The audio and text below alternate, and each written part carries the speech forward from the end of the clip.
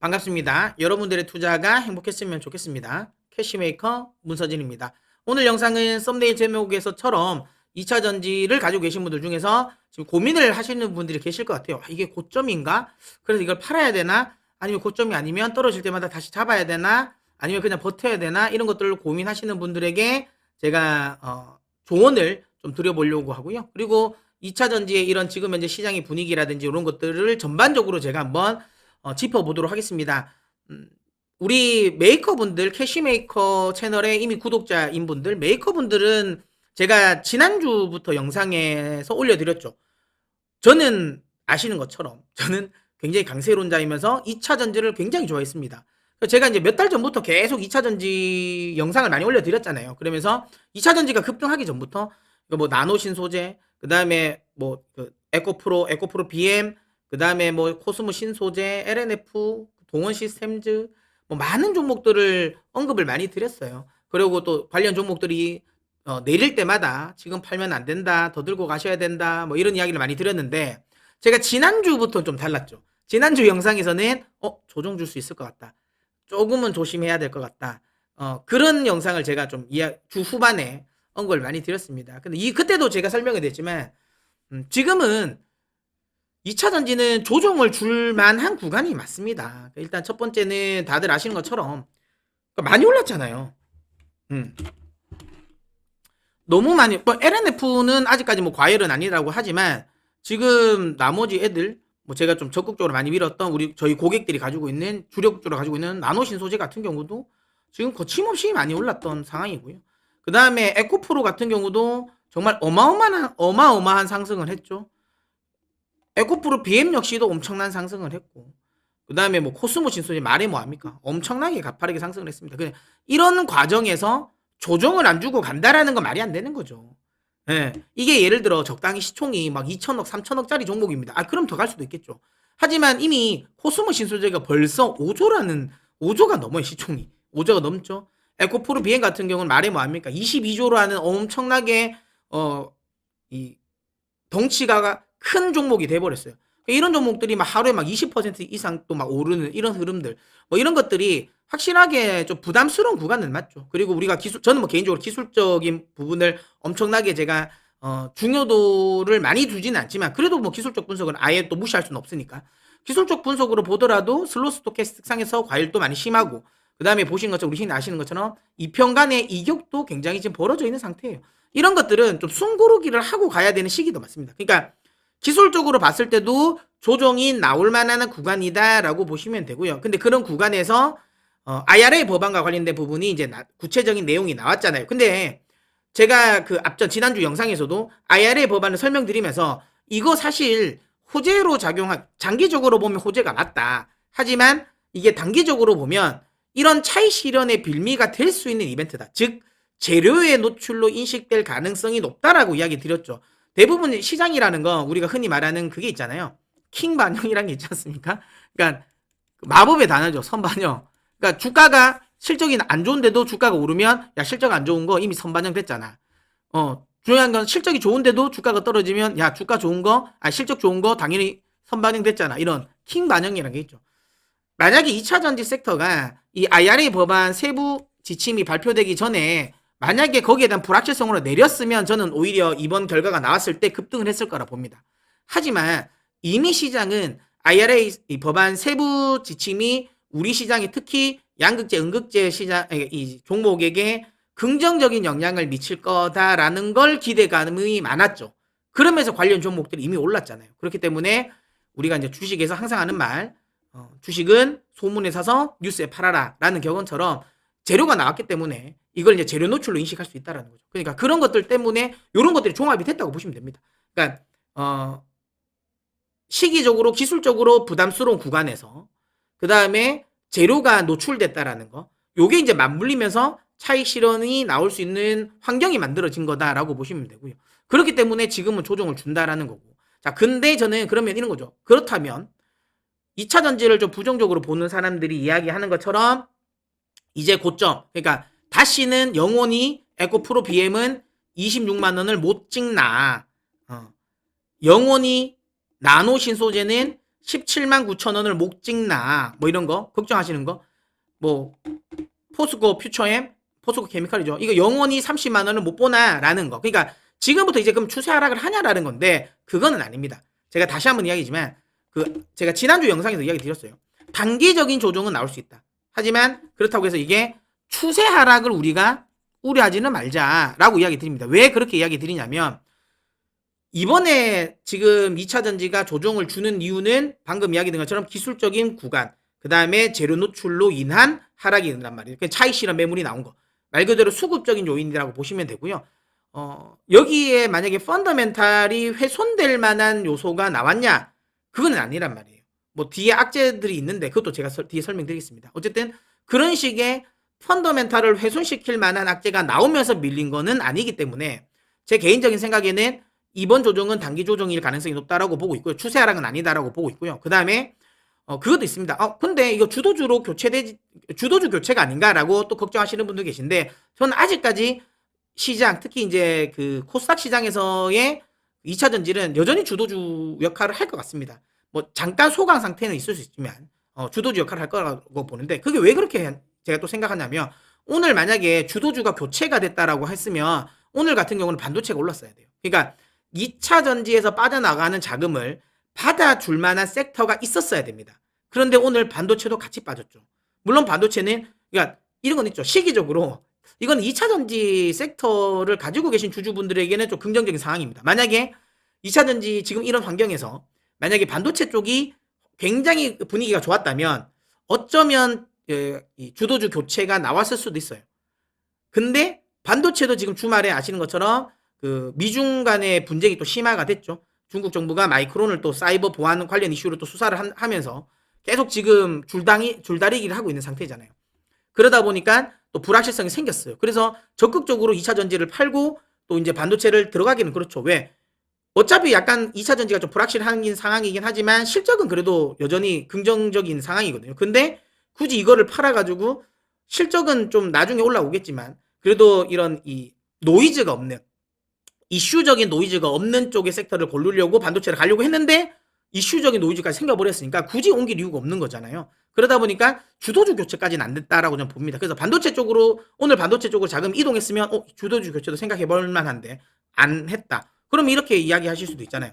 아니 근데 오늘 바이오랑 그 게임주가 엄청 잘 갔는데 그러면 바이오랑 게임주가 주도주 되는 거 아니냐라고 생각하실 수 있지만 여러분 주도주라는 게 뭐 하루 이틀 뭐 예를 들어 뭐 일주일 정도 자금이 이동했다고 해가지고 그게 주도주가 되는 게 아닙니다. 주도주 조건은 많죠. 수급적인 요인도 있지만 결국엔 주도주가 되려면 장기적으로 성장을 해야 되고 지수 자체를 이끌어야 돼요. 그렇다면 예를 들어 만약에 오늘 바이오 쪽에 엄청나게 큰 재료가 이거 장기 추세가 나올 수 있는 재료가 터졌어요.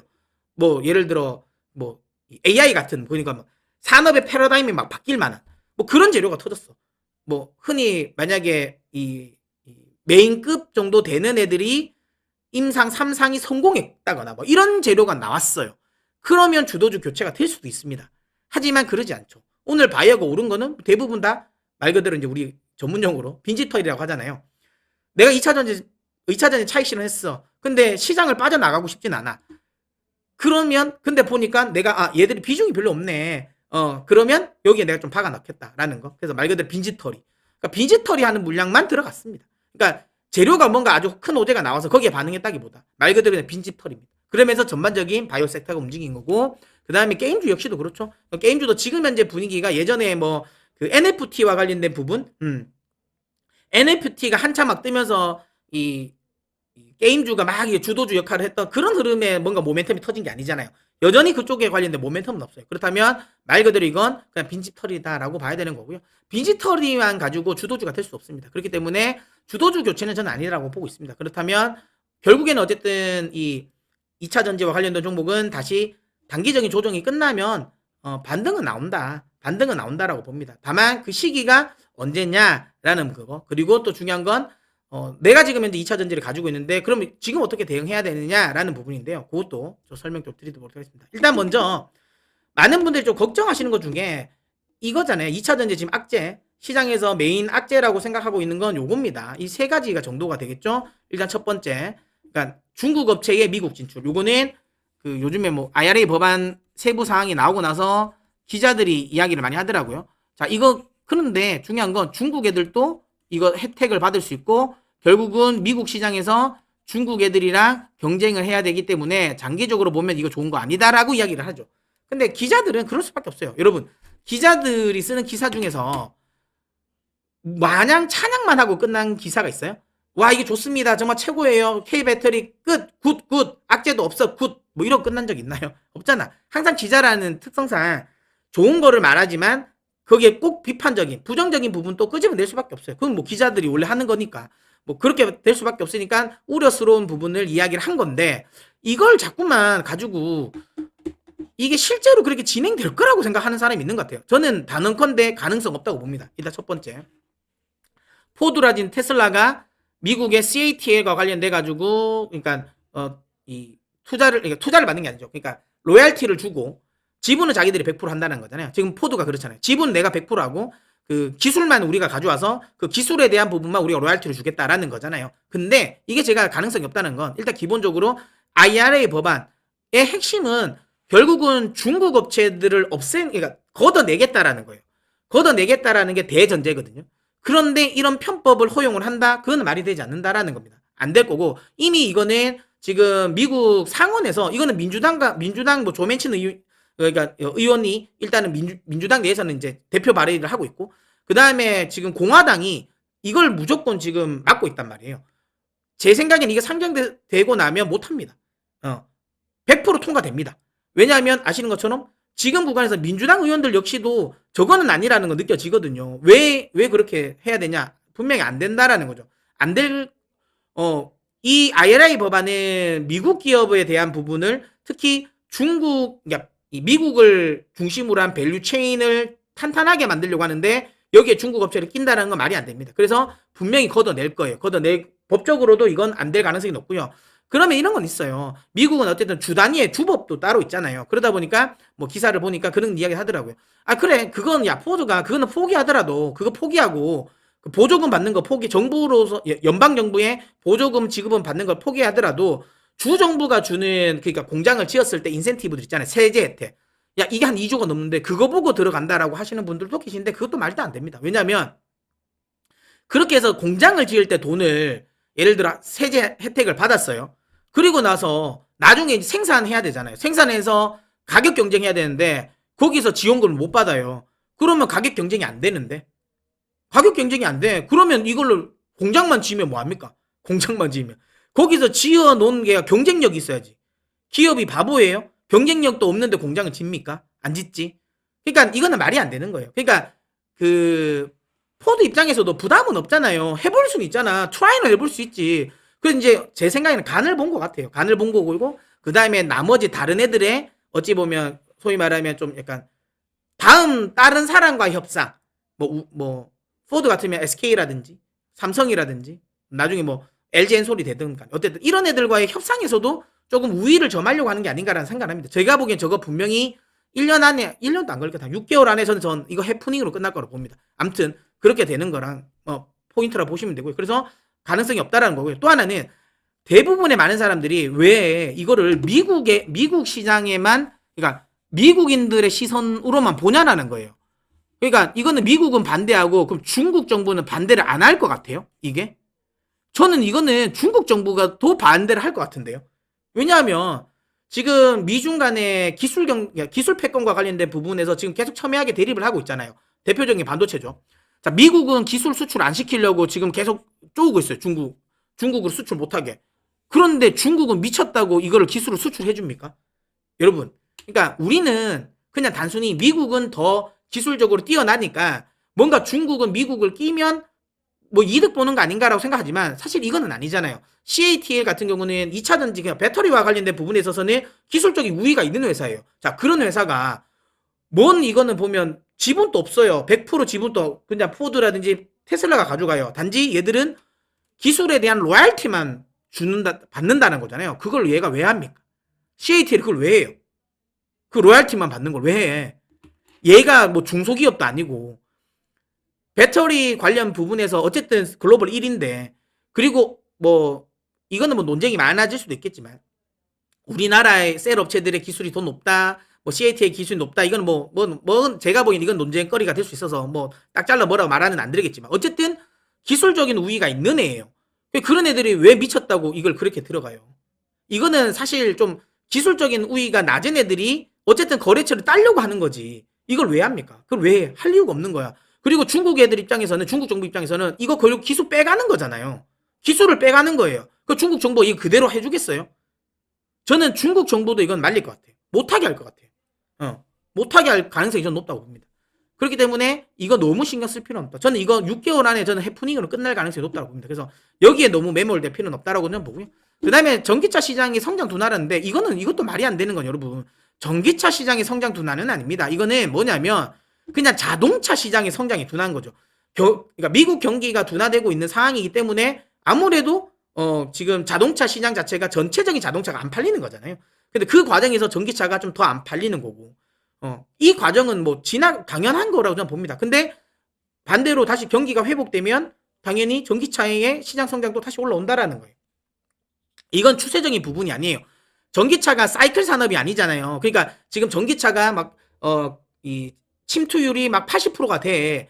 그러면 사이클이 맞지. 근데 아직까지 20% 미만이, 글로벌 침투율 20% 미만이야. 그런 지금 산업인데 이게 뭐 성장이 둔화되고 뭐 이건 말이 안 된다. 아직까지는 멀었다라고 저는 생각을 하고요. 근데 이건 있죠. 아니 중국 시장은 명확하게 하락을 하던데 맞습니다. 근데 중국은 그러니까 논외로 해야죠. 왜냐하면 중국은 그들만의 리그인 거고 실제로 우리나라 2차 전지 셀 업체들은 유럽이라든지 그다음에 미국 시장을 봐야 되는데 미국과 유럽 시장은 여전히 성장세, 전기차 시장의 성장세는 여전히 유효하다라고 보시면 될 것 같아요. 이건 역시도 저는 너무 지나친 기우다라고 보고요. 그 다음에 요거죠. 고밸류. 이거는 맞습니다. 이거는 뭐 피해갈 수 없습니다. 이건 고밸류 맞습니다. 너무 비싸기 때문에 지금은 떨어지는 건데 이거는 이거는 제가 반박할 게 없습니다. 밸류가 높은 건 맞아요. 근데 이거는 또 다른 이야기로 하면 주가가 조정을 준다면 밸류는 또 밸류에이션 고밸류에 대한 우려감은 또 해소가 될 수 있으니까 이번 조정을 통해서 이 부분은 좀 해소가 되지 않을까 싶습니다. 그래서 전반적으로 시장에서 2차 전지 악재라고 생각하는 거는 실체가 없는 단순 공포도 있고 실체가 있지만 해결될 수 있는 공포가 있다. 그렇기 때문에 너무 지나치게 우려할 필요는 없다라고 이야기 드리도록 하겠고요. 자, 그 다음에 이제 이야기한 거. 그러면 자, 이제 어떻게 대응해야 되냐라는 건데요. 자, 일단 썸네일 제목에서 이야기했던 것처럼 살 때, 팔 때, 버틸 때인데 그러니까 어떤 사람은 사야 될까요? 어떤 사람에게는 살 때일까요? 이겁니다. 기본적으로 2차 전지 비중이 낮은 분들. 그러니까 나는 2차 전지 사고 싶었는데 너무 많이 올라서 못 샀던 듯. 그러니까 평소에 좀 주가 조정 주면 내가 좀 사겠다라는 거. 근데 그것만 있으면 안 돼요. 중요한 거 그런데 비중이 없는데 현금도 많아야 됩니다. 그러니까 현금이 없는데 굳이 내가 다른 것 중에서만 매도를 해가지고 현금을 억지로 만들어서 살 필요는 없어요. 물론 그 종목이 어떤 종목에 따라 다르겠죠. 뭐 사이클 산업, 그러니까 시클리컬 업종이면 저는 과감하게 매도를 하고 사는 게 맞다라고 보는데 나는 뭐 예를 들어 반도체라든지 아니면 뭐 방산이라든지 아니면 뭐 로봇이라든지 뭐 이런 종목에 들어가 있어요. 이거 말고도 성장할 수 있는 애가 들어갔다면 굳이 그걸 매도할 필요는 없어요. 근데 내가 그게 아니라 지금 안 그래도 좀 얘들 매도하고 싶은 애가 있어, 섹터가. 그래서 현금을 확보하고 싶다. 아니면 내가 지금 실제로 현금이 많아. 그러니까 시장이 워낙 안 좋다고 보는 사람이 많아서 내가 현금을 많이 마련해놨는데 시장이 계속 올라. 그래서 너무 두려워. 이거 좀 안 달라. 자칫 잘못하면 포모 되는 거 아니냐라고 생각을 하시는 분들은 사세요. 이런 분들은 이번에 조정을 주면 사시는 게 맞습니다. 매수가 맞고요.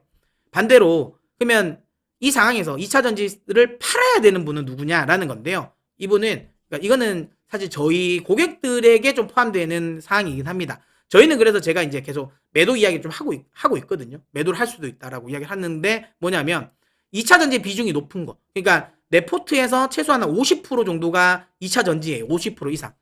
50% 이상이 50% 이상 2차 전지다.